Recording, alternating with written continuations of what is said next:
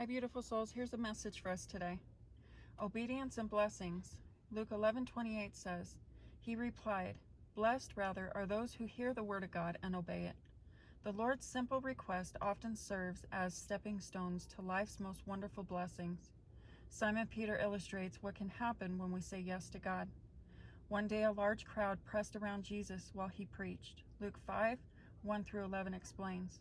The Lord wanted to use Peter's boat as a floating platform from which to address the multitude. So he asked the future apostle to push the vessel out a little way from shore, verse 3 says. Not in itself a particularly remarkable request, but Peter's compliance to his request paved the way for a life-changing blessing. From his example, we also learn how essential it is to obey God, even in the smallest matters. The noisy crowd received the first blessing of Peter's obedience. The people could now clearly hear Jesus' words. At the conclusion of the lesson, the Lord said to Peter, Put out into deep water and let down the nets for a catch, Luke 5:4 says. A second opportunity to say yes or no. But this time, Peter may have felt tempted to decline. After all, he was a seasoned fisherman. He had worked the entire night for a catch, but had returned empty-handed. Now this young teacher, a carpenter, by the way, not a fisherman, was asking him to go fishing again. Peter's reply demonstrates the beginning of a lifetime of faith in God. He said, Master, we've worked hard all night and haven't caught anything. But because you say so, I will let down the nets, Luke 5:5 says. The soon-to-be disciple chose to obey the Lord and to leave the consequences of his decision to God himself.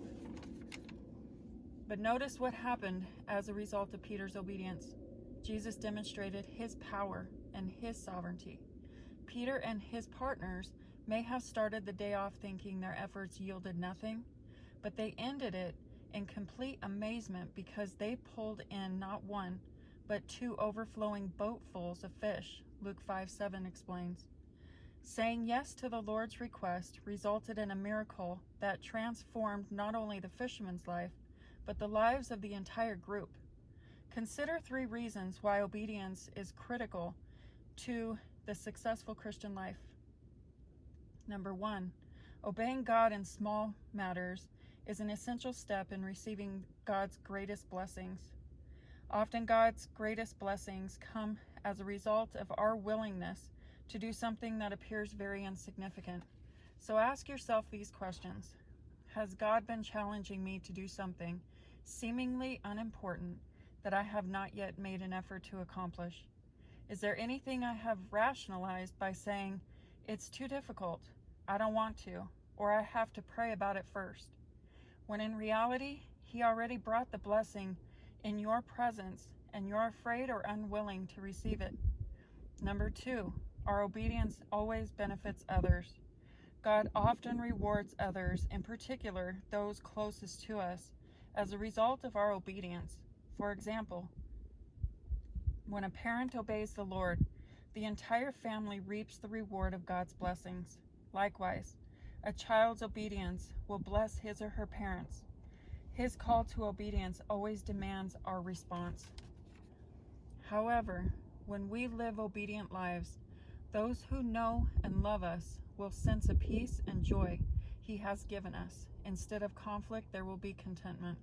And that is just one part of experiencing God's goodness. And number 3, when we obey God, we will never be disappointed. When you choose to obey the Lord, He will bless you. This is because obedience always leads to blessing.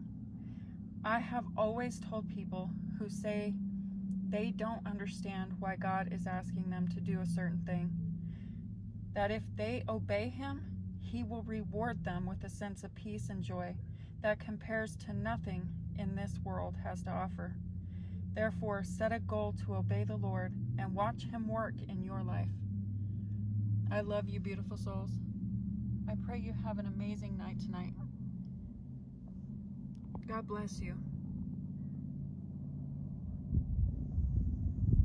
Bye-bye.